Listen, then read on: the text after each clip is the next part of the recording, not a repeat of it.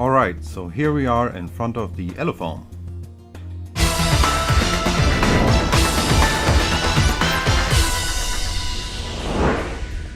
Hi YouTube!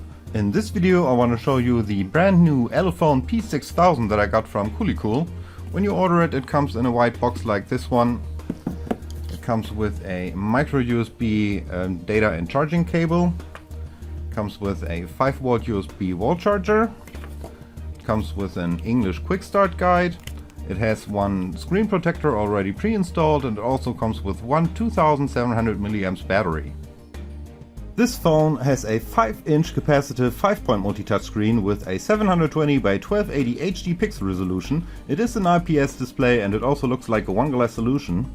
It has the brand new MT6732 64-bit quad-core CPU inside, which is clocked at 1.5 GHz. It has 2 GB of RAM, 16 GB of internal memory, and it also supports TF cards. Right now it is running on Android 4.4.4, but the manufacturer promised a Lollipop update in February. It is a Quadband, it is totally unlocked, it supports 3G, and of course one of the highlights is that it also supports 4G/LTE, but I'm gonna show you the supported bands later in this video.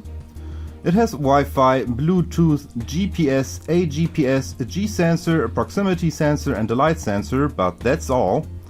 It also supports OTA, meaning firmware updates over the air. It has two cameras, one main camera with a 13 megapixel output, autofocus, a LED flash, and it's a f2.0, and one front-facing camera with a 5 megapixel output and it's a f2.8. This phone, of course, is a dual SIM, dual standby phone. It weighs about 172 grams and it is about 9.6 millimeters thick. Let's take a closer look at the device. You have your front-facing camera, your proximity and light sensor right here. Home, back and menu buttons are soft touch buttons, and only the home button will light up. And since this phone does not have a notification LED, the home button will blink when you get a message or if you missed a call or whatever, and this is how it looks like. On the bottom you can see a microphone and a micro USB port, and nothing on the left. On the top we can see a 3.5mm headphone jack. On the right side we have a volume rocker and the power button. On the back you have your main camera, your LED flash and some speakers on the bottom. And if I can get this open for you, I can show you the inside of the phone. On the inside we can see that it takes two SIM cards, two micro SIM cards to be precise. This is where your TF card goes, and this is your 2700 mAh battery. Like always, I installed additional apps and games for demonstration purposes. If you have any comments or questions, please leave them in the comment sections below. If you liked this video, please give it a thumbs up, and also please check out the new animated GIF sharing option. YouTube is testing a new feature right now, and my channel has been selected to offer this feature, so check it out, it's a fun new feature. If you'd like to find out more about this phone, please stay tuned. The stock launcher is the typical Elephone stock launcher. It is very fast and very snappy. I can't find any lag at all. Looking good. You can also add some widgets like this. But let's start by going into the system settings. Let's check out about the phone. Right here you can find your over-the-air firmware updates if something is available. And we can also check this is running on Android Kitkat. I confirmed it by using the Android camera, so this is actually real. Let's check out the languages and input. Let's see which languages are supported.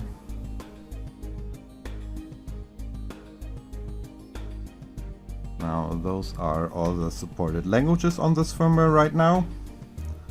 Let's check out the storage. Right here you can see how the memory structure is, and as you can see it has the entire internal memory available for all your apps and games, so this is great news. And this is my TF card right here.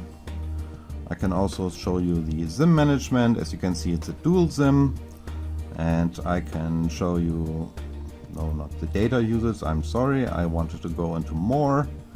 Right here you can select your mobile networks and you can select whether you want 3G or 4G or whatever. Next up, let me go into the engineer mode for you.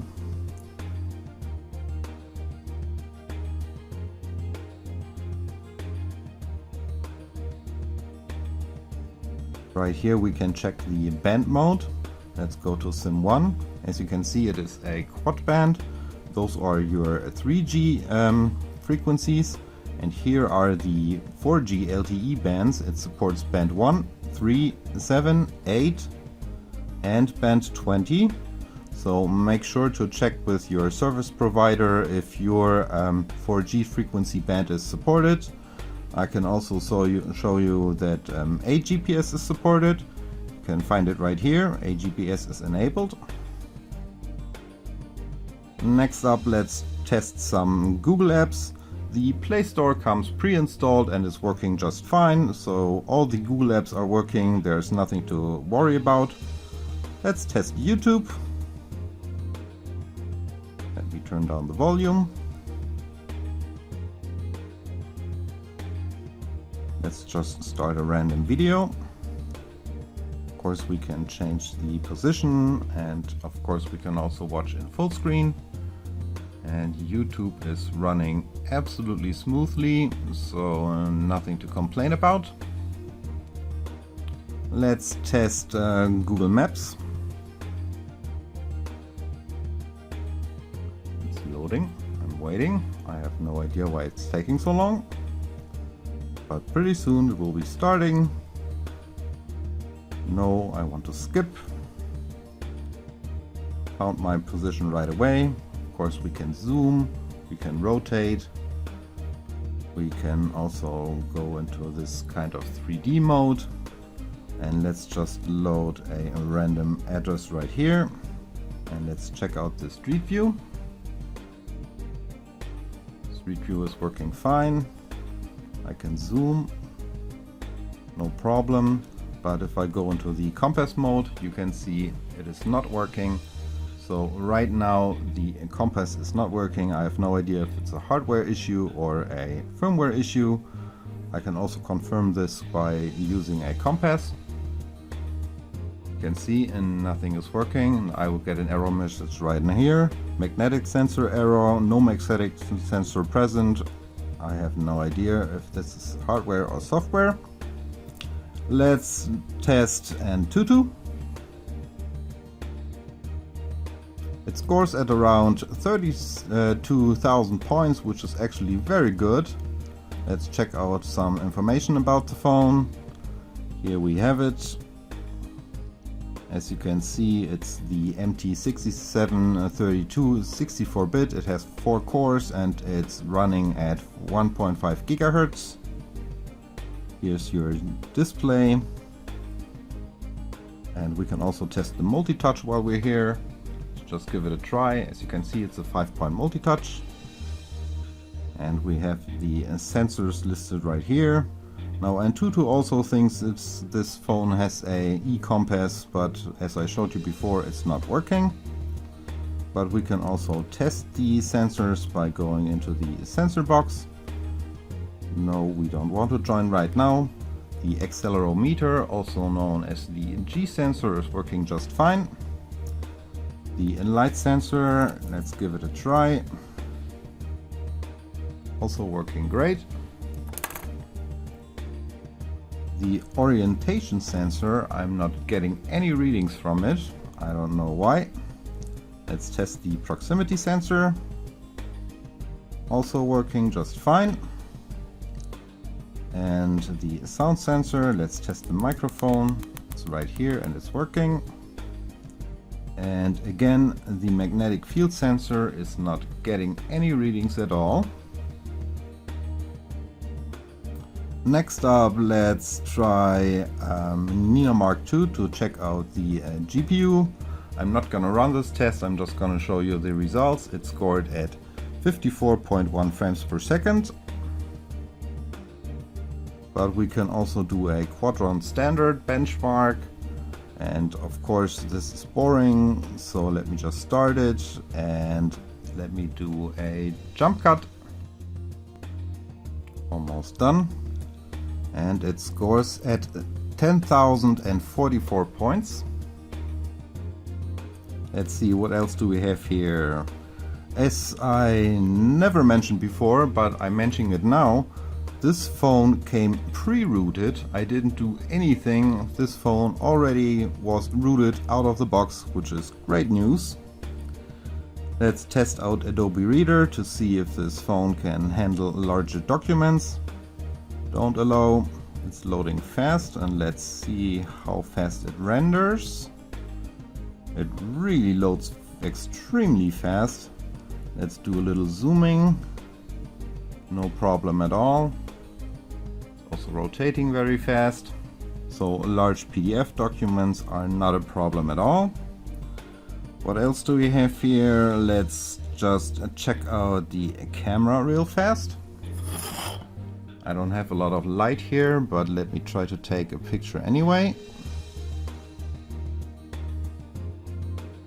Let's check out some of the details of the picture. And it looks good, but please make sure to check out some sample pictures on my blog.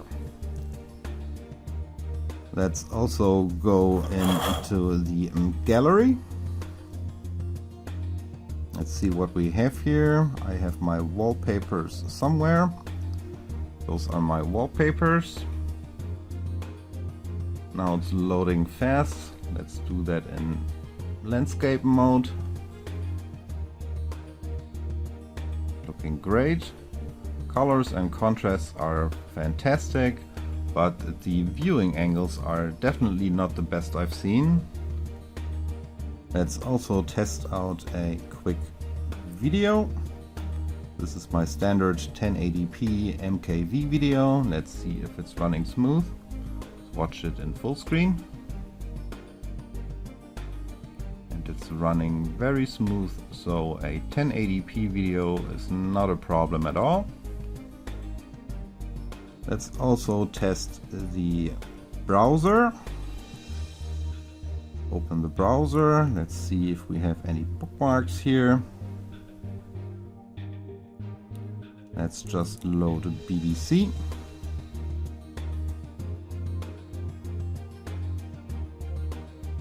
Looks smooth. Let me do a little zooming. But to be fair, let's load the desktop side to see how it handles larger desktop sites.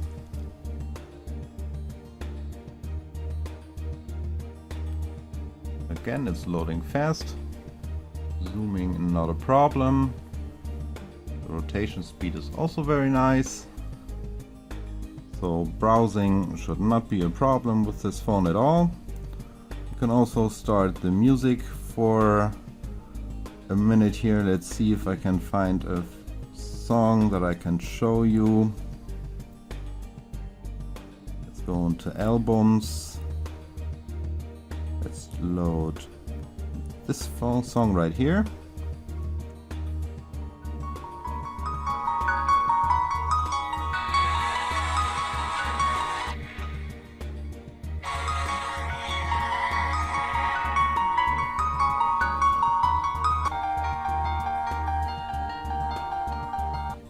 I don't know if you can hear this, the speaker is quite loud, but it's definitely not very clear.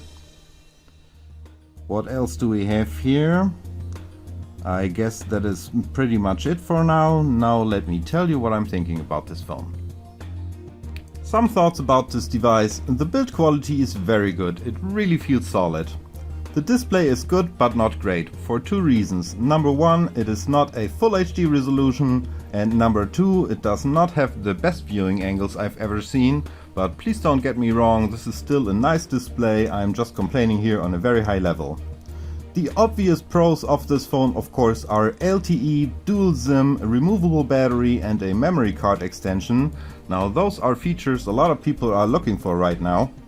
The Wi-Fi reception is very good, as a matter of fact it is stronger than my Mi 4. The GPS reception is also very strong. The GSM reception I would rate as normal. The call sound quality is good, nothing to complain about. The main camera takes decent pictures, but it needs light. In low light conditions the pictures will be a bit grainy, but of course the picture quality is in the eye of the beholder, so please make sure to check out some sample pictures on my blog. The LED flash is not very bright. More sensors would have been nice. For example, the compass is not working right now. Also, this phone does not have a notification LED, but it does have the blinking home button, but it only supports one color. And right now a USB on the go is not working. Last but not least, I'll try to show you some viewing angles of this phone. I'll do a little gaming. Thank you so much for watching, hope to see you next time and have a happy new year!